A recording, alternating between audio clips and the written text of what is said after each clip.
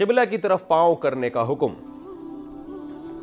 کیا قبلے کی طرف پیر کر کے بیٹھ سکتے ہیں یا سوتے وقت قبلے کی طرف پیر کر سکتے ہیں؟ میں نے جدہ میں دیکھا ہے کہ لوگ قبلے کی طرف پیر کر کے قرآن پڑھتے ہیں، کیا یہ عمل درست ہے یا نہیں؟ دانش انصاری لکھنؤ سے. دیکھیں یہ اختلافی مسئلہ ہے.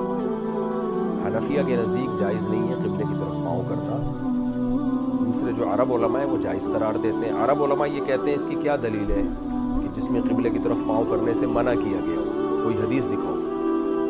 ہم ان سے یہ کہتے ہیں کہ قرآن مجید میں اللہ تعالیٰ کا ارشاد ہے وَمَن يُعَظِّمْ شَعَائِرَ اللَّهِ فَإِنَّهَا مِن تَقْوَى الْقُلُوبِ. جو بھی شاعر اللہ کی تعظیم کرتا ہے تو دل کے تقوی کی علامت ہے. اب قرآن نے ہمیں یہ حکم دیا ہے کہ شاعر اللہ، جو بھی اللہ کے شاعر ہیں ان کی تعظیم کرو. کسی کی طرف پاؤں پھیلانا یہ بے ادبی ہے عرف میں. قرآن یہ تھوڑی بتائے گا کہ